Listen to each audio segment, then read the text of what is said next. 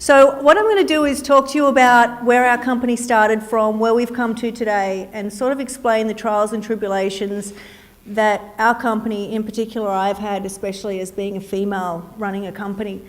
We started off, I'm a physiotherapist, and I moved to Canada to be a physiotherapist, and now I'm selling balsamic vinegar. And I remember my daughter going to school and saying, my mum quit her job, she's going to sell vinegar now. And the teachers are like, oh, that's kind of weird.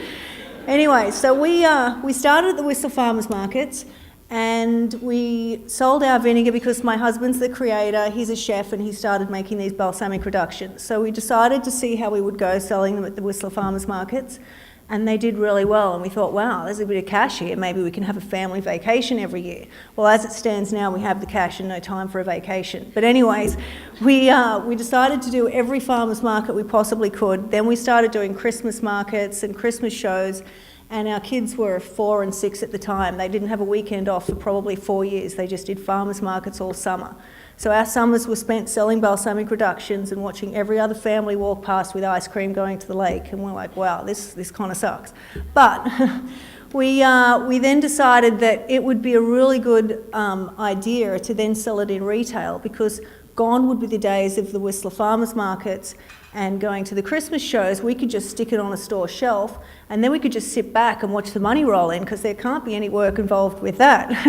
Well, we were fortunate enough to get our product, and it was the first store that we ever went into. We went into the IGA on Esplanade, and we took our product down there, and at that time we had these big 375ml ice wine bottles that were $18.99, and the guy was nice enough, Kelly, the owner at the time, was nice enough to let us put it on the shelf.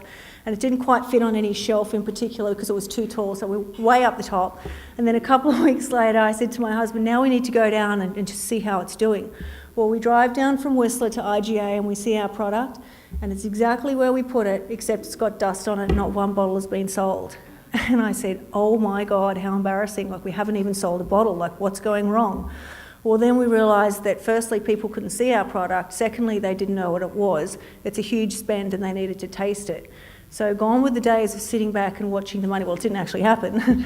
Then we started driving back and forth from Whistler to sample our product. And that's how we got our product into people's mouths and started growing our product.